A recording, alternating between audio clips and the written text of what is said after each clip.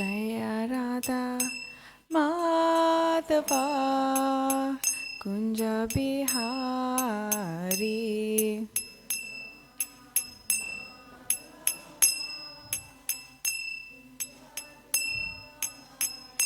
Jaya Radha Madhava Kunja Bihari.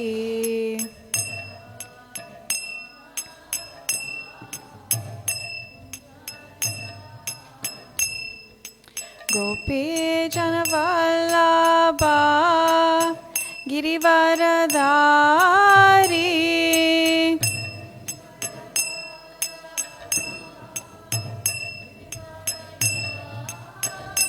Jaya Gopi Janavallabha Girivaradhari.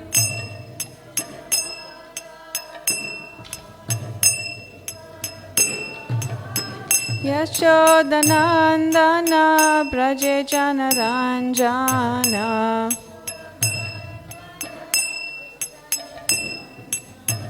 Yashodanandana Braje Janaranjana.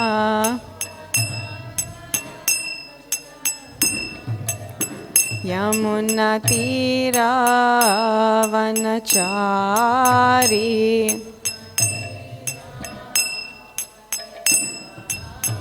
Yamuna Tira Vanachari.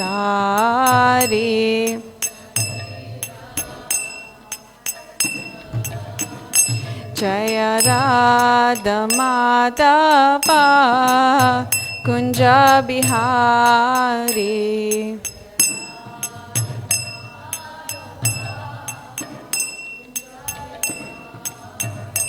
Jaya Shri Krishna Chaitanya Prabhu Nityananda Shri Advaita Gadadara Shrivasadi Gaura Bhakta Vrinda.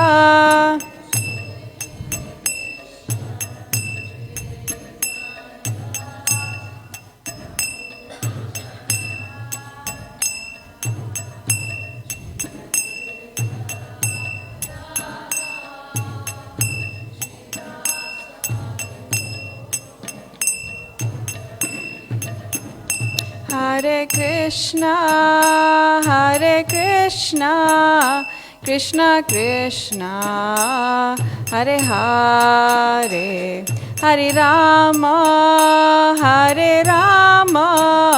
Rama Rama, Hare Hare.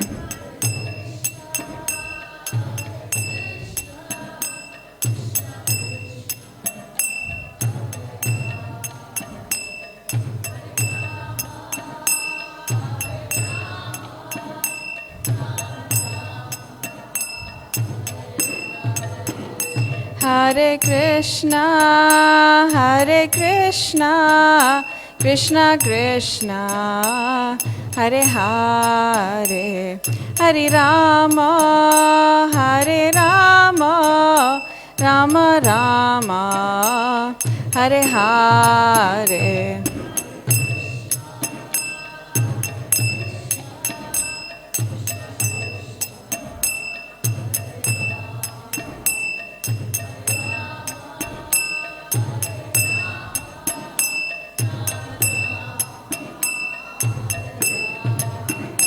Hare Krishna,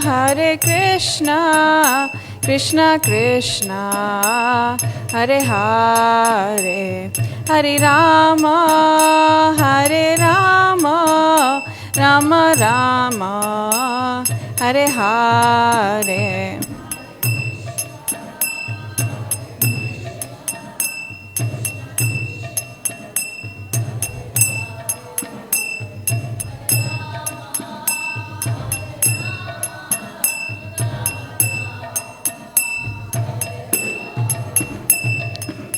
Hare Krishna, Krishna Krishna, Hare Hare, Hare Rama, Rama Rama, Hare Hare.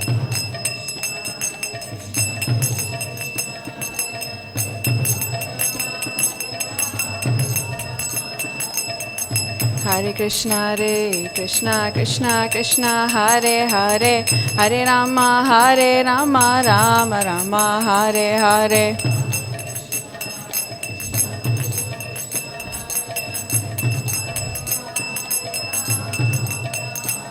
Hare Krishna, Krishna Krishna, Hare Hare, Hare Rama,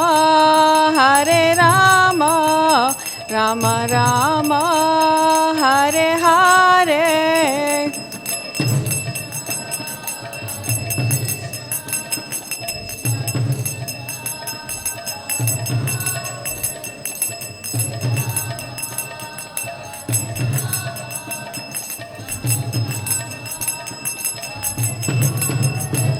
Jaya Prabhupada, Jaya Prabhupada, Prabhupada, Jaya Prabhupada.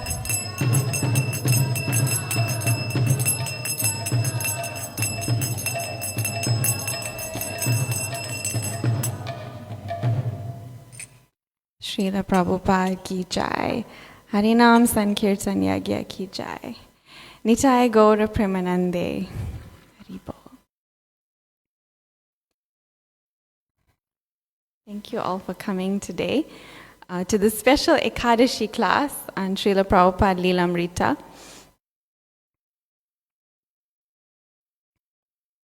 Om Namo Bhagavate Vasudevaya.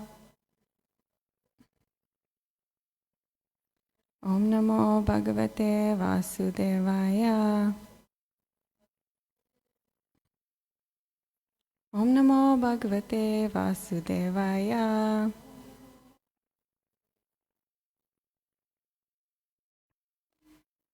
So we're reading the chapter called This Remote Corner of the World.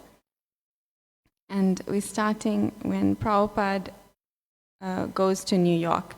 So in this chapter, so far, Satsarup Maharaj has been speaking about Srila Prabhupada returning after India back to USA. And in the time when he'd gone to India, so many more centers had come up in America. And he was going throughout America. And he actually said that if he had to visit each one, he wouldn't be able to stay at all these centers. If he had to go, it would not be possible because that's how many centers had come up. I have to say that with Srila Prabhupada Lilamrta, I just recently started reading it because we've heard the stories for so long, but when you read the book, it's a different experience. We can actually visualize what's happening and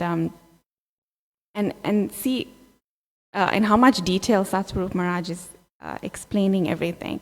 Like even when Prabhupada was before he went to the West, when he was in India, we heard a little bit about how he tried to preach or how his business went. But when we read this book, we see just how his endeavor, how much he tried, and how as a Grihastha, he still always maintained that focus of Krishna consciousness and trying to spread the message. And even when he was working and with his business, he still had a Gaudiya Math center down the road and he'd go. So it's really nice to see all these details, and we can kind of relate in a way to our lives and how somehow we in the world, some may be working or doing other things, and then there's a temple nearby and they can plug in, and we think of, oh, Prabhupada did this when he was a Grihastha. So it's really nice to read Prabhupada Lilamrta.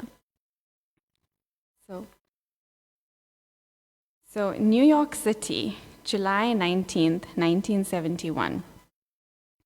After Detroit, Prabhupada visited Boston and then flew to New York, where another large group of devotees had gathered. The New York Daily News covered his airport arrival with photos and an article, "Swami, How They Love You." Bhavananda, the New York temple president, had decorated the temple room of the Brooklyn Center with bright colors.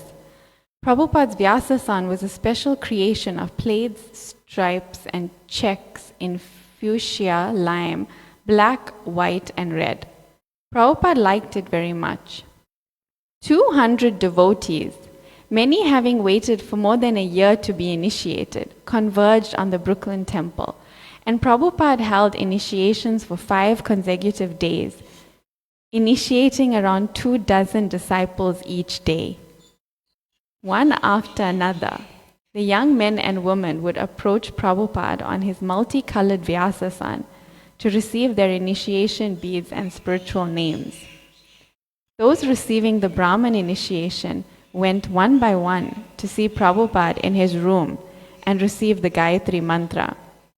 Madhumangal said, I went to Prabhupada's room and offered obeisances. Come here, he said.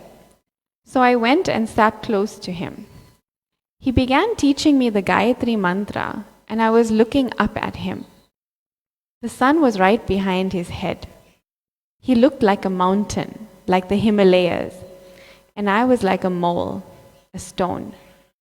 He was very big, and I seemed very insignificant. Riktananda said, Prabhupada turned to face me, and his eyes seemed like limitless pools of an entrancing liquid. I knew he was focused always on Krishna, and his eyes were a reflection of that happiness. He said something to me, and I said, No, sir. Saying sir to him seemed natural, and he seemed to be happy that I had said it. Then in a very clear, soft, steady voice, he began to teach me the Gayatri mantra. Then he took the sacred thread and put it around my neck and across my shoulder, very gracefully and with such precision in his movements. Now, he said, you are a Brahmana. Devi Shakti Mataji said, Prabhupada had the Gayatri mantra written on a small piece of paper, and as he was teaching it to me, he had his eyes closed. I would repeat it word for word after him. When he got to the 3rd line, however, instead of saying Guru Devaya, he said the word from the 5th line. I didn't know whether to follow what he had said or just say what was on the paper. So I said what was on the paper, and then Prabhupada immediately realized what he had done and changed it. But I suddenly realized that the perfect chanting of mantras was not so significant. Prabhupada was fully absorbed in thinking of Krishna, and although there may have been some apparent flaw in his pronunciation, he was perfect.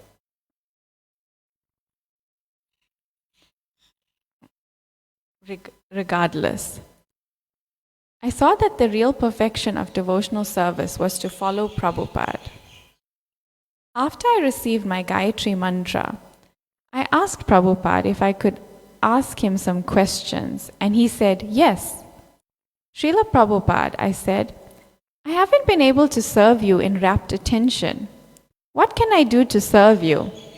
I was praying he would give me a special service to do for him personally. Chant Hare Krishna was all he said.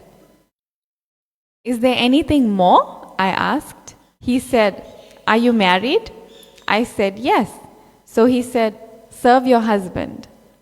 I said, my husband and I don't get along. So he said, be a pujari. There are so many things. His answer seemed to solve all my difficulty.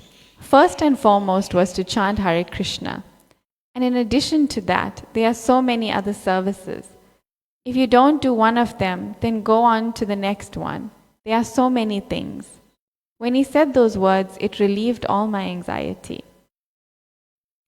In New York, Prabhupada lectured gravely and authoritatively from Srimad Bhagavatam, stressing surrender to Krishna through surrendering to the Krishna consciousness movement.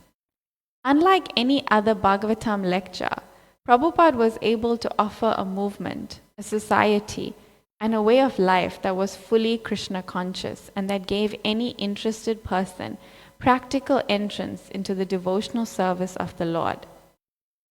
Someone asked how a person who had been very sinful could be relieved of his karma, and Prabhupada replied simply, come and live with us. That's all. Is it very difficult? Our students, they are living with us. You simply come and live with us, and you are free from all karma. Is it difficult? Then do that. We shall give you food. We shall give you shelter. We shall give you nice philosophy. If you want to marry, we shall give you a good wife. What do you want more? So come and live with us. That's all. Prabhupada stressed the same point in his lectures. If a person seeking spiritual fulfillment lived and served with the ISKCON devotees, even material fulfillment would come. These Krishna-conscious boys and girls, in 60 centers, they are living in the best houses. They are eating the best food. They are in the best consciousness. They have got the best hope. Everything best. Their feature of body is best. What material happiness do you want more than this? They have got wife, children, happiness, home, everything full. So material happiness is nothing to a Krishna-conscious person. Material happiness will roll at his feet saying, please take me, please take me. There is no need of asking for it. Simply be steady and ask Krishna, please engage me in your service. Then your satisfaction will automatically come. Don't bother for material happiness. Nanda Kishore asked, what happens to a person out on the street if we just give him one simply wonderful or some prasadam? Prabhupada said, then it is wonderful, simply wonderful. The devotees laughed. He has not tasted such wonderful sweet in his life. Therefore, you give him wonderful, and because he is eating that wonderful sweet, one day you will come to your temple and become wonderful.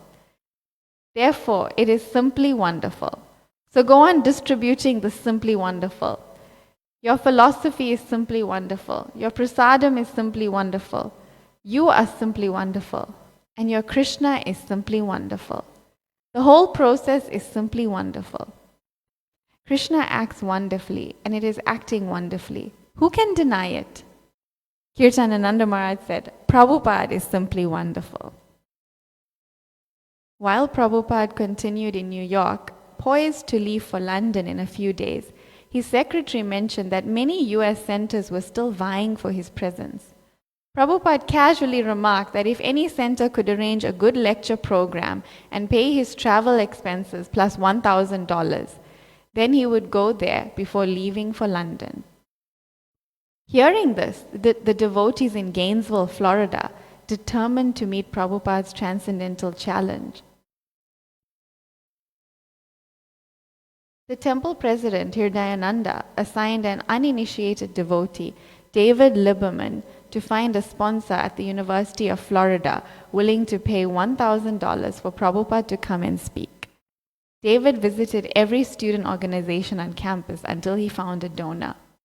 Prabhupada agreed to come, even though his secretary informed him that the flight would lay over 2 hours in Atlanta and then continue to Jacksonville, and a 1.5 hour car ride from Gainesville.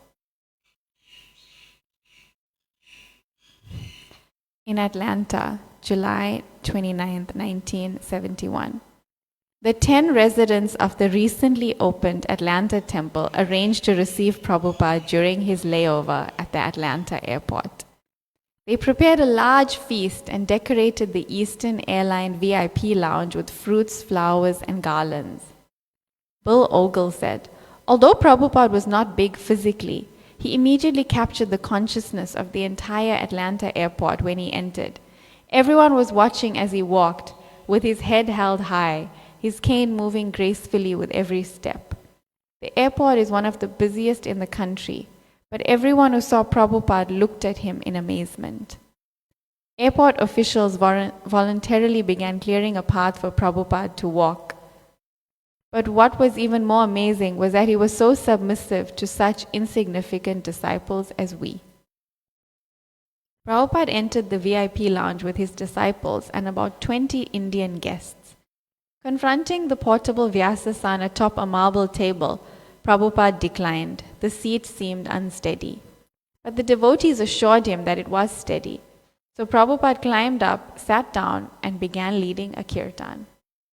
After speaking for about 15 minutes, Prabhupada concluded his lecture.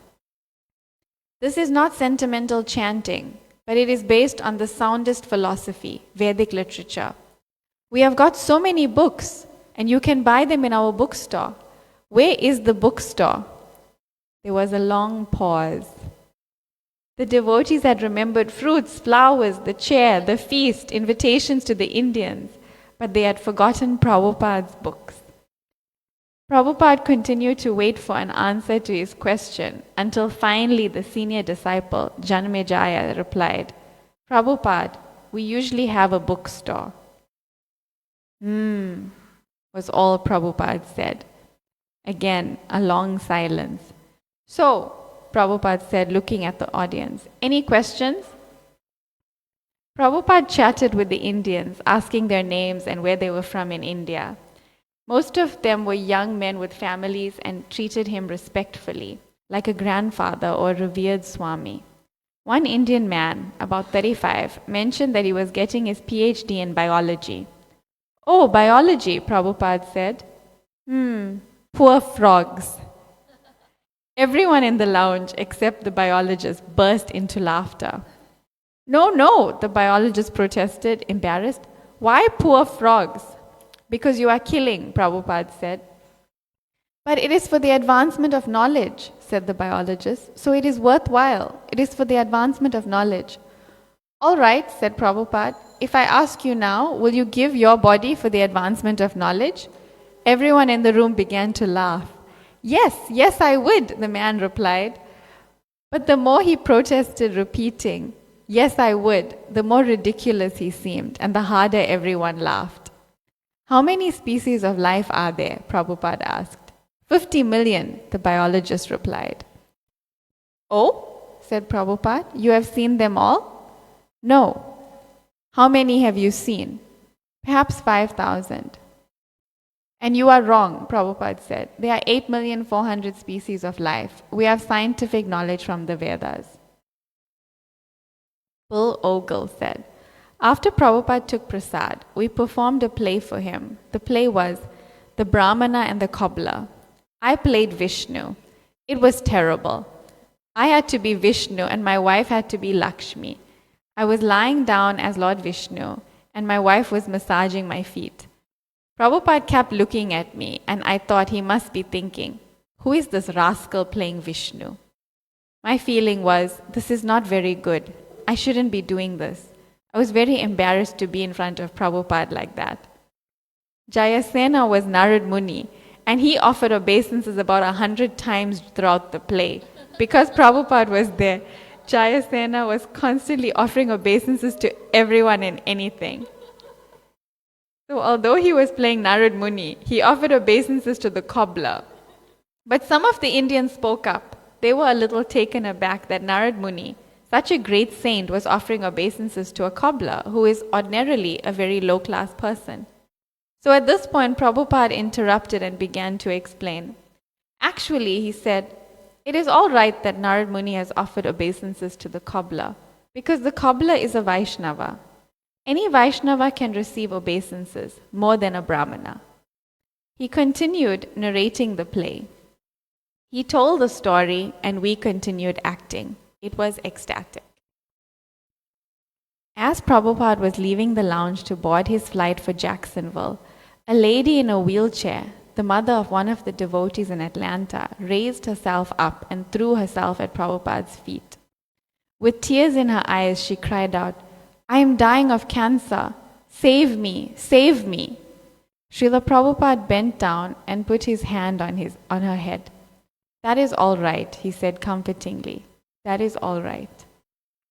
As Prabhupada, garlanded with red roses and magnolias, walked down the corridor toward his plane, the devotees thought that Prabhupada appeared majestic, like a king. He emanated a golden effulgence and he seemed powerful, yet humble. The devotees felt spiritual strength and pledged to follow Prabhupada's teachings. Shri Shri Radharanath ki jai, Shri Chaitanya Mahaprabhu ki jai, Shri Giriraj Govardhan ki jai. They last glimpsed him walking across the airfield toward the small plane that would take him to Jacksonville, his saffron silk dhoti and kurta blowing in the breeze. He turned to them and waved. Om Jnanatimirandasya Gnanjanashlakaya Chakshurunmilitam Yena Tasmai Shri Gurave Namaha. Shri Chaitanya Manobhistam Stapitam Yena Bhutale Swayam Rupa Gadamayam Dati Swapadantika Vandeham Shri Gurun Shri Uttapada Kamalam Shri Gurun Vaishnavamscha Shri Rupam Sakrajatam Sahagana Raghunatanvitam Tam Sajivan Sadvetam Savadutam Parijana Sahitam Krishna Chaitanya Devam Shri Radha Krishna Padan Sahagana Lalita Shri Vishakanvitamscha He Krishna Karuna Sindhu Dina Bandhu Jagatpate Gopesha Gopika Kanta Radha Kanta Namastute Tapta Kanchana Gorange Radhe Vrindavaneshwari Vrishabhanu Sutta Devi Pranamami Hari Priya Panchakalpa Tarubhyascha Kripa Sindhubhya Ivacha Patitanam Pavanebhyo Vaishnavebhyo Namo Namaha Panchatattvatmakam Krishnam Bhakta Rupa Swarupakam Bhaktavataram Bhaktakyam Namami Bhakta Shaktikam Jai Shri Krishna Chaitanya Prabhu Nityananda Shri Advaita Gadadhara Shivasari Gaura Bhakta Vrinda Hare Krishna Krishna Krishna Hare Hare Hare Rama Rama Rama Hare Hare Divyad Vrindaranya Kalpadrumada Srimad Ratnagar Simhasanasto Srimad Radha Srila Govinda Devo Prastali Bi Sevyamano Smarami Namo Om Vishnupadaya Krishna Prastaya Bhutale Srimati Kirambakanana Swami Namine Namo Om Vishnupadaya Krishna Prastaya Bhutale Gurudasa Jaiveta Swami Namine Namo Om Vishnupadaya Krishna Prastaya Bhutale Srimati Bhaktivedanta Swami Namine Namaste Saraswati Devi Gauravani Pracharine Nirvishesha Sunyavadi Pasatyadeshatarine.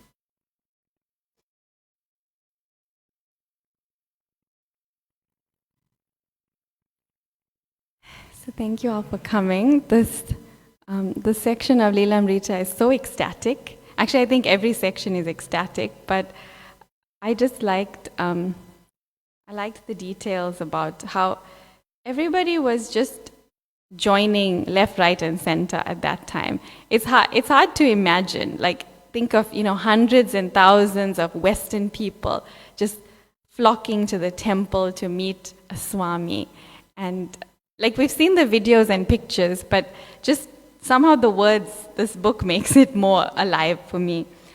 Prabhupada was just traveling all over the world, making every place a tirtha, a holy place.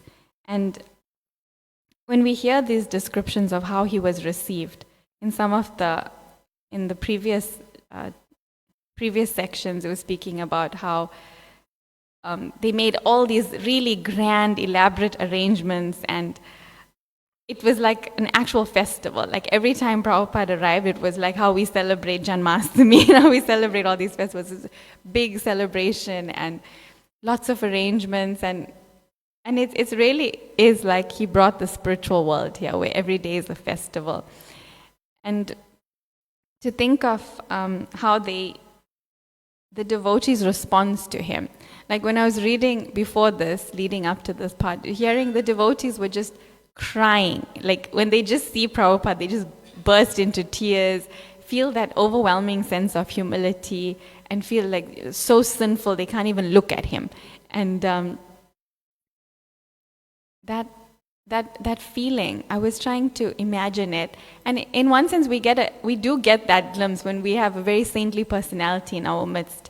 And thanks to Prabhupada, we get that quite often. We get saintly personalities all over the world now in our midst. Before Prabhupada went to the West, it was very rare to find a saintly personality. But now they're just walking all over the world, and we get them every day. Almost every day we have saintly personalities in and out of the temple. So, and then we get that feeling, that overwhelming feeling of this personality is great. And it's an internal feeling, it's an energy that they give off, and we're just in awe of that energy. So seeing how all these devotees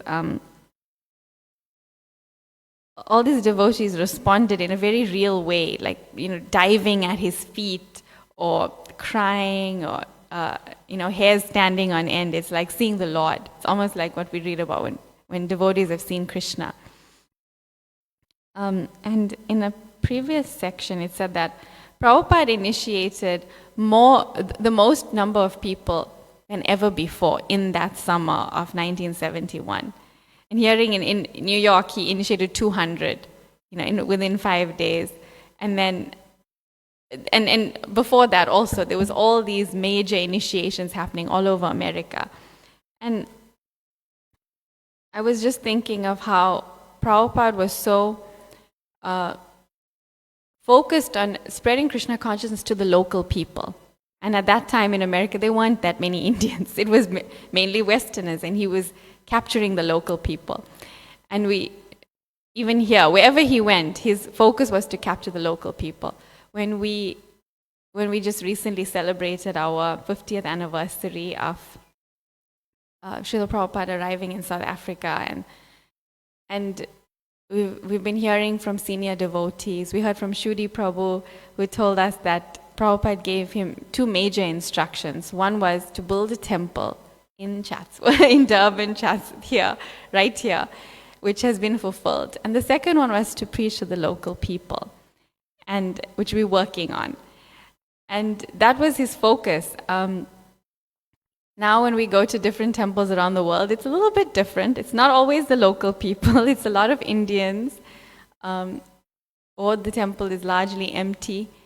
But to imagine that time where it was just full of Westerners and full of the people of that, like Russia. Look at Russia now, how it's full of Russians. And even in Hungary, that's quite impressive.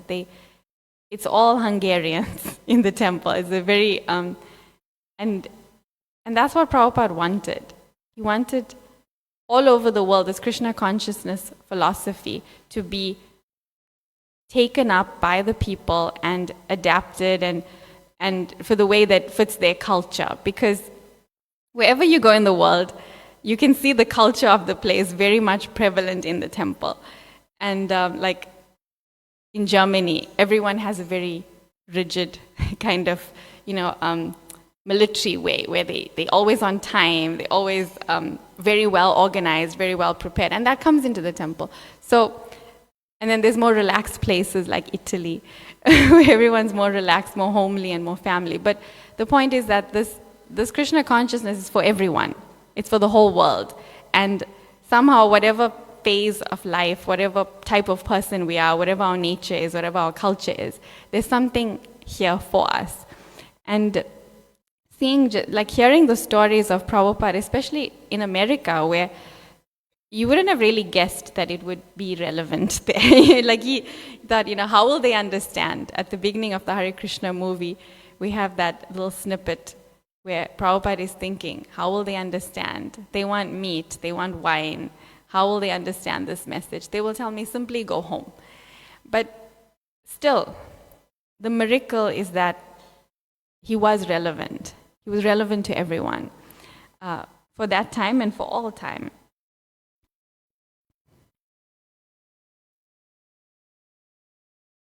I was really inspired by this one excerpt that we read about how Prabhupada is talking.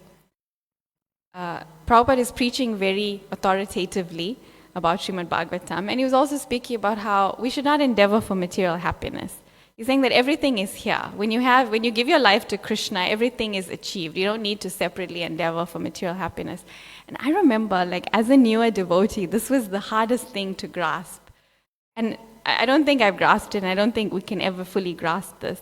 But at that time, it just seemed inconceivable. How can we just trust Krishna and Prabhupada to make our arrangements for our material life? If we give everything, we're always thinking, but I have to hold back something because I have to make some arrangement for myself. And then I met so many wonderful devotees through traveling to different parts of the world, and just hearing their stories, it always baffled me. I remember there was this one devotee who was traveling with a Harinam Ruchi party all over the world. And they travel throughout the year. And I was wondering, how do you do it? Physically, practically, how do you do it? You're not working. You have no income. How are you traveling all over? And she just looked at me and said, she gave me a very philosophical answer. And I wanted a more practical answer, exactly how is this happening financially? And she just said, when you dedicate your life to the service of Krishna and spreading his glories, then Krishna makes all arrangements. Lakshmi Devi herself is a servant of Krishna, and she will provide everything because you're serving her Lord. And I was like, okay, that sounds good, but couldn't understand it. And then one of my friends, an older Mataji, who has a son who travels all over the world preaching, and very vigorously preaching in many, many, many countries, like more than 100 countries, and he's young. And she said that somehow whenever she's with him, somehow she gets discounts, or things happen where like things are cheaper for her. If she's meant to get a place to stay and it's meant to cost a certain amount, when he's there, she'll get a bigger room, she'll get bumped up and she'll get half the price. And it's just, somehow she just gets that allowance. And she said it's because he's dedicating his life to Krishna, so Krishna's making it easier. And when I was in Australia, there was one very inspiring story. There's this devotee who, he has a wife, he has like, I think 5 kids, big house with many rooms, and like every day he's like, okay, let's go on book distribution. And he take us, he has a van, he'd take us on book distribution. It'll be a small group of us, and he'll prepare this big pot of halava and distribute it to everyone who comes to get books. And he's just distributing books, and I wonder, how's he managing this whole operation of like almost daily book distribution, but he's got this whole material situation also. And I couldn't put it, because I said, you're not going to earn that much on book distribution. In my head, it just doesn't. How do you, live your life and maintain a family? And then I spoke, one of the other devotees who's known him from the time he was young, I said, how does he do it? Like, to go on books every day without like a full-time, like 9-to-5 job. That's what I expect. To anyone who lives in the world, I expect them to have a 9-to-5 job, like a regular job. And this devotee said it's because when he joined in the 90s or 80s or whatever, as a brahmachari at Sydney Temple, he gave his entire inheritance, all his savings to the temple. He just gave it. He just surrendered everything. And then he's like, so now Krishna takes care of him. And I was like, all these stories, they don't make like logical sense. Maybe they like practically we cannot conceive of it. But hearing these real life stories of people now, not just from the Shastra, it made me think, wow, we really can have a different kind of life. And then we heard that famous story from Shyam Sundar Prabhu of how this is how they were living daily. The Prabhupada's disciples, when they started the movement, they were living like this daily, where they just trusted Krishna, and they did it on Prabhupada's word. It's not like necessarily they had that full faith yet in Krishna, but they listened to Prabhupada. And Shyam Sundar Prabhu has that amazing story where they were, just getting by. And then at one point, they didn't have enough money for the rent for that month. And they were like, what are we going to do? And time was coming, time was ticking, and they had to pay the rent. And then randomly in the street, they were walking down the street one day, and there was nobody else in the street.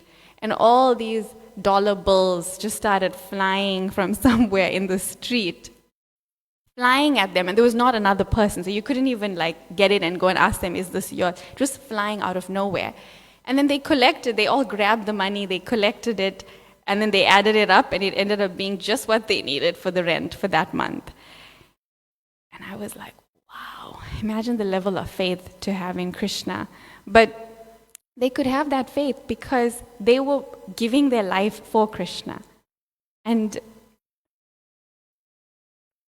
it's just amazing to think about that time in America and then all over the world. We're reading about Prabhupada in USA here. And USA is really special. It's a special place because that's where Prabhupada started the Krishna consciousness movement. Like all over the world where Prabhupada went is very special. And then in USA we have these all kinds of historic places. There's the Boston Harbor where Prabhupada first stepped onto Western soil. Then there's in New York City, so many places that become holy places because of him. But and there's so many original items, like the first bongo drum that Prabhupada played in Tompkins Square Park, from which this holy name spread all throughout the world. That is in New Vrindavan. That's like stored in the museum at New Vrindavan, in Prabhupada's palace. And then they have the gong, this famous gong that Prabhupada was just knocking on and enthusing everybody and generating so much enthusiasm in the kirtan. It's all there. I was listening to a class by Radhanath Swami, and it was given in 2019, right before New York Rath Yatra. And he was really expressing how dear New York was to Prabhupada. And he said that all over the world, wherever Prabhupada traveled, he'd talk about New York. He went to India, Australia, Europe, wherever he went, he would mention about his preaching in New York.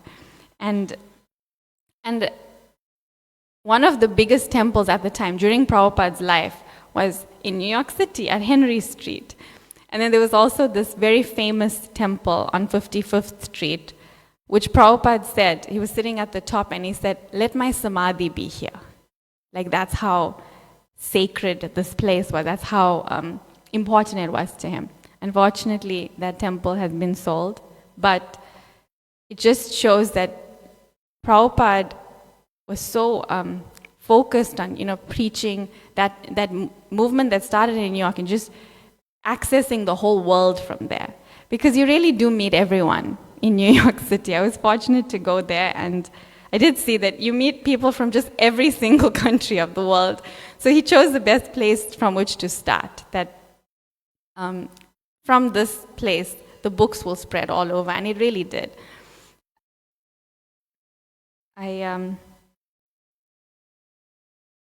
was fortunate to go to New York many times to visit and to serve there over the years. And it's, Kadamba Maharaj would speak about it as the fourth dham. Like we have Mayapur, Vrindavan, Jagannath Puri. But New York, because this is where Prabhupada started, it's a place of pilgrimage, and that we should somehow always try to go back to visit it in the same way, in the same mood of meditation that we have with Vrindavan and Mayapur. And once we were in Matchless Gifts, the first place where Prabhupada started, and Prabhupada's first storefront, we know the famous Matchless Gift. And he said that we were there and it was so sacred. You could feel this very sacred atmosphere. It's very chaotic and busy outside on the street with all the hooting and cars going by. But once you step into the storefront, there's this tranquility. You can feel it in the atmosphere. And Kadamba Maharaj said that it was because all the particles, like we know that all the living entities between each atom and all the particles in the air and on the ground, whatever, in the walls, they've all been transformed by Prabhupada's kirtan, his pure chanting, and they've been purified. And that's that same atmosphere that's now, preserved and that's nourishing us. And it was nice to see how in that lecture that I was listening to a lecture where he mentioned this, and it was in 2018. And he was saying that, someday I hope we can turn this into a museum so that it's not just a storefront, it's not just a room that we're renting and, nobody can really come unless they have the key or unless you make some arrangement. But, for this to become something. And just this year they opened it as a museum. It's so nice to see how everything that the Vaishnavas say ends up happening just because they're in alignment with Krishna's desire of what Prabhupada and what Krishna wanted. I was also fortunate to go on a little Prabhupada parikram this year. I've been to New York so many times, but I never went on Prabhupada parikram before, like the full, like many places. I just went to Tompkins Square, Matchless Gifts, the usual. But we went with Ram Roy Prabhu, who is a disciple of Satswarup Maharaj. So he's like memorized lilamrta. If you speak to him, he can tell you on which page, what chapter, which book, anything he said, and he knows it almost word for word, I think. So he took us to experience that, try to imagine what Prabhupada went through when he first came, in the winter, in the cold. It wasn't that cold when we went, but we went to Dr. Mishra's apartment when Prabhupada first got to New York and where he stayed. And then we also went to the next place had to stay when Dr. Mishra, when it just didn't work out with them living together, and how he stayed separately from him, but had to still walk to Dr. Mishra's apartment to bathe and cook and things. And so we did that walk in the cold. And it was so far, it took so long. And I thought, oh my word, Prabhupada was staying here, he had to go all the way there. Then we went to the West End Superette, where Prabhupada used to buy veggies, which was around the corner from Dr. Mishra's. And we were just trying to imagine, like, daily to do this, whenever he needed to shower, whenever he needed to cook and eat something. That sacrifice, that level of sacrifice that Prabhupada did just for us. And there was no guarantee. Like, externally, there was no guarantee. He had full faith. He's executing the order of his spiritual master. But we hear it like, make me dance. You know, I'm a puppet in your hands, make me dance. That means it could be successful, it could not be successful, but he's still going to do it. So he's still taking this great, great sacrifice. So it was a really nice meditation to try to imagine, but very difficult to actually imagine. In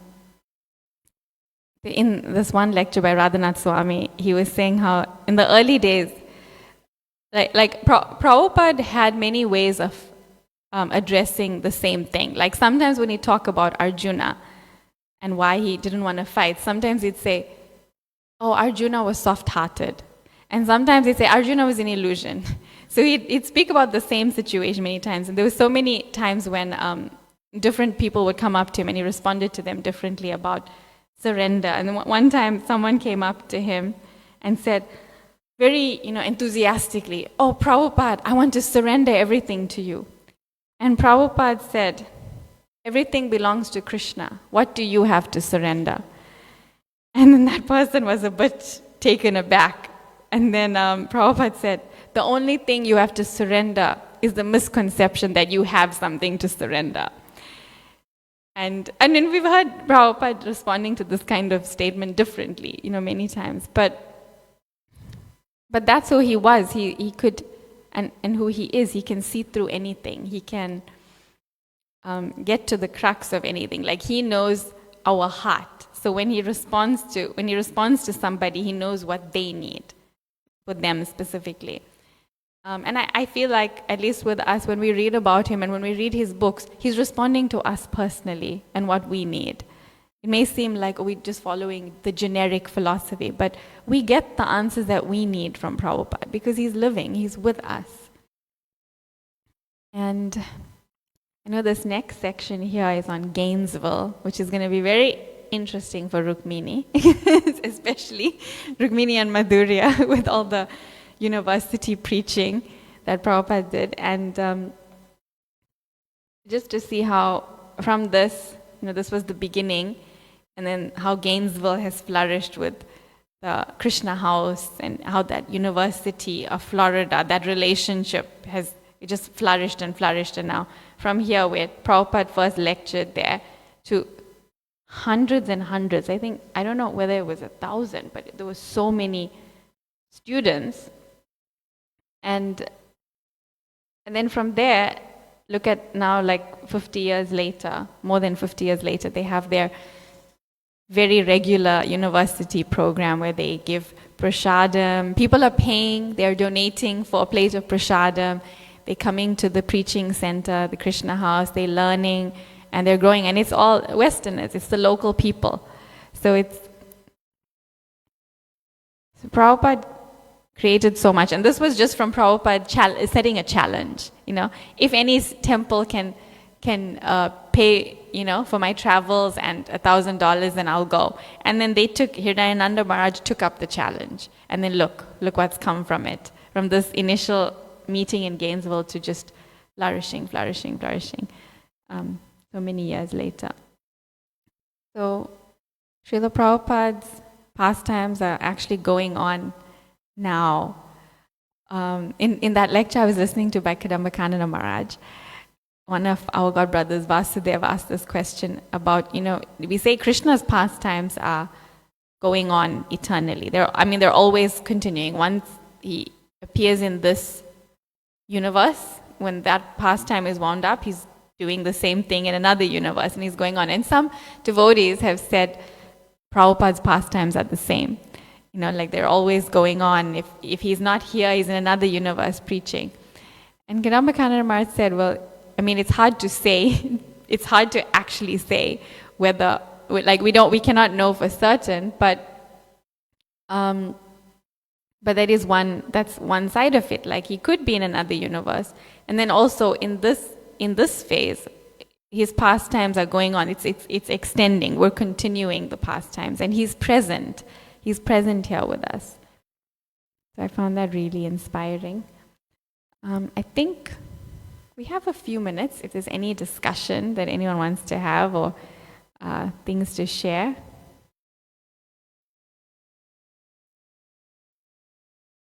Yes?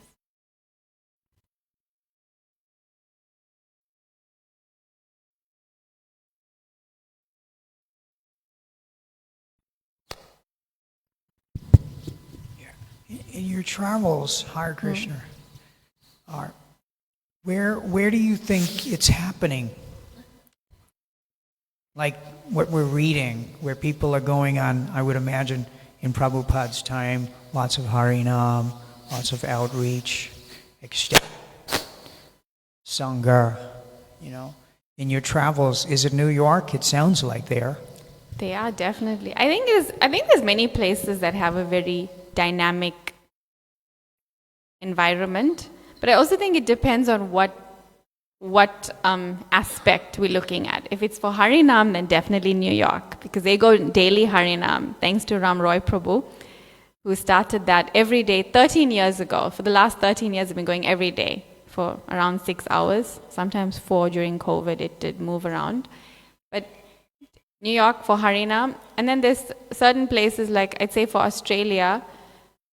In Australia, they have a lot of community, like that family spirit is there, at least in New Govardhan farm community. And then because of that family spirit, they very successfully reach out to all different kinds of people. It's a very diverse place. So when you go there, you're not going to go into just a temple with Indians. It's very, all kinds of people come there and very happily coexist and thrive together as a community because of their, because of like how they're treated, but also because that understanding of the philosophy, like it's for everyone. So that would be one place, definitely. Australia, New York for Harinam, and even in the UK, like they take the philosophy very seriously, studying the books, teaching, learning. So there's so many places. I feel like here we're really big on prasadam. One thing, prasadam distribution here is like it's on another level. So every place has its area of vibrance, and every place also has things to learn from other places. But yeah, like definitely, when I was in New York, we definitely felt that. They even said, many people said, this is like how it was in Prabhupada's time.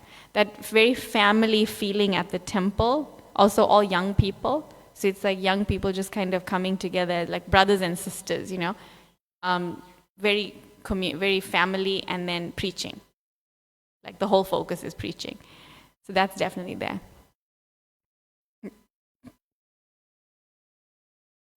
Anything else?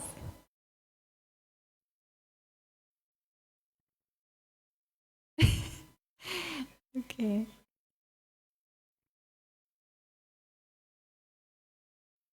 Okay. Grantaraj, Srimad Bhagavatam ki jai. Srila Prabhupada ki jai. Nitai Gaur Premanande.